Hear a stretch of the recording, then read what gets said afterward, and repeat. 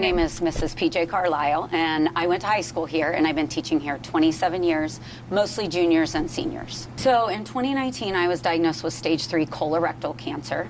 It came out of nowhere. I was really taken aback, really off guard. I did have some symptoms like that something wasn't right, so I went to start the testing. At the time, I was a single mom. I had a 16-year-old and a 13-year-old, and I was teaching. And cancer is a scary word. We usually equate that with death, so that's the first thing your mind goes to. And I was just really shocked. I mean, when the doctor was starting to go through things, I remember looking at her and saying, "I have cancer," like as a question, because I was kind of shocked. My mom and my sister-in-law went with me. My sister-in-law worked at the cancer center, and so I was not alone. When I went for my testing to see what was going on, the doctor sat me and my mom in a room and started crying and said that she found a mass. So I knew that was not good, but she didn't know for sure that it was cancer then, and I found out a couple days later.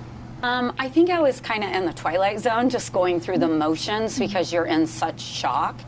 And my grandma had cancer, but she had lung cancer, and she was much older when she was diagnosed. So for me, I had a lot of challenges, but one of the challenges is I just didn't know anybody with the type of cancer I had. And so I didn't have somebody to talk to or a support system. So that made it, as far as like somebody that was ahead of me in treatment that I could look to that would give me hope. And then COVID hit. So during my cancer journey, things changed a lot due to COVID. I had to, unfortunately, do chemo, radiation, and chemo, and I had 4 surgeries. And by the time I got to the end of my chemo treatments, I could only bring one person with me. By the time I got to radiation, I had to be dropped off at the door. Same for my surgeries. And so it was very isolating time because everything was shut down. We were doing school online, which was both good and bad. But everything was very different due to COVID.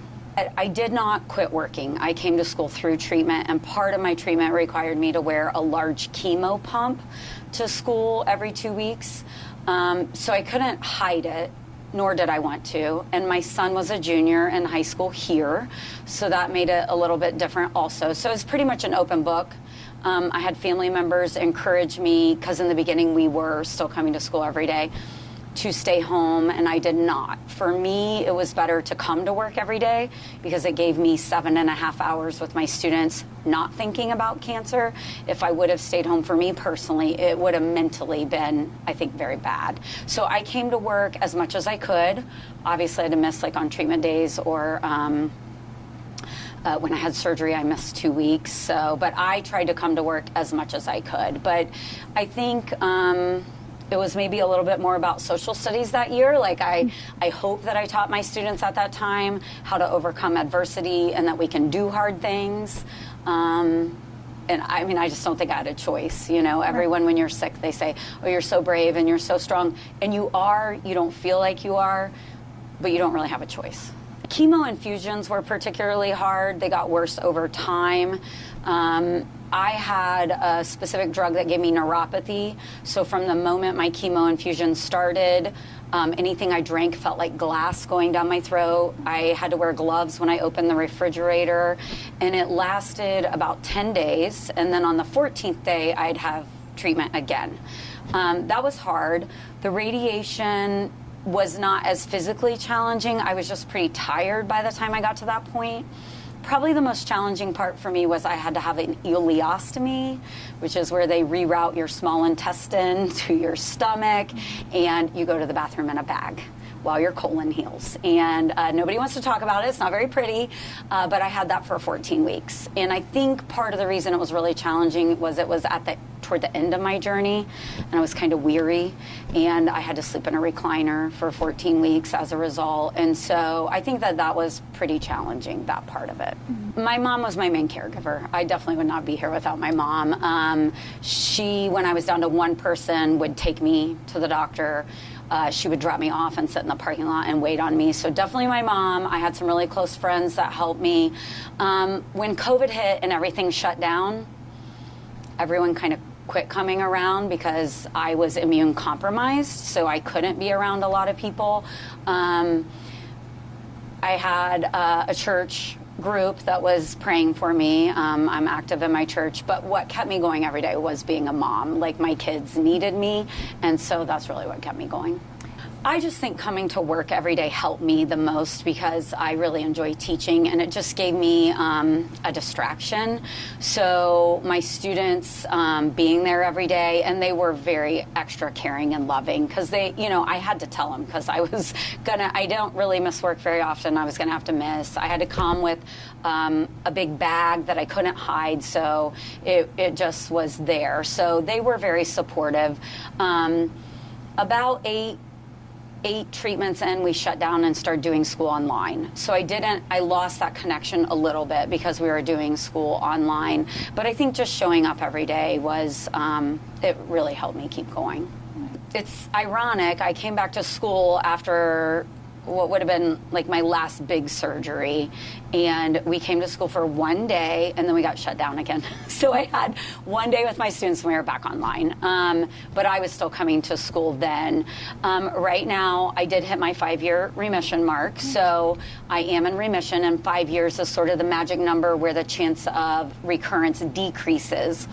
I am still under surveillance, where I have to go for a CAT scan, but I also have to get colonoscopies regularly, which is just, making sure that nothing is growing or anything in my colon. So I do have to do that every so many years based on the results of the last one. So I am in a good place. It is something that can happen with kids. Unfortunately, there are conditions that lead to colon cancer, like colitis and Crohn's, make you more susceptible.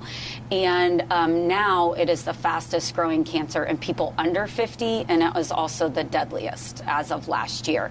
So we need to raise awareness because if caught early, it can be treatable. Mine was caught kind of late, so I'm very lucky I had a total response to treatment.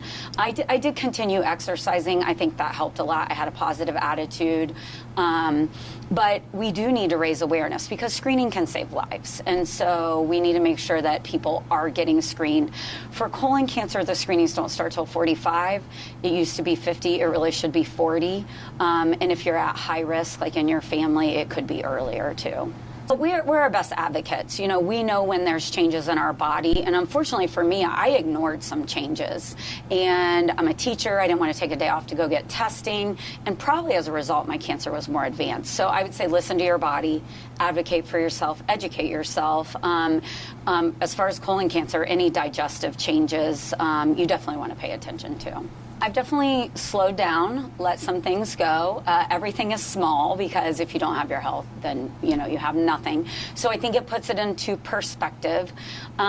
People don't understand until you go through cancer. And just because you're in remission, cancer really impacts your mind a lot. It impacts your spirit and your emotions a lot. For me, I had a part of my colon removed, so for the rest of my life I will have digestive issues, and there's a lot of foods I can't eat. There's a lot of things that if I do eat, I can have problems. And so cancer-free doesn't mean free from cancer. You always have a lot of anxiety about it reoccurring. I think that's very normal. And I'm 5 years out, but I don't know that it ever completely goes away, unfortunately. But I think that we can do hard things, and we are capable of a lot more than what we think we are. I am just so thankful for answered prayers and that I'm still here.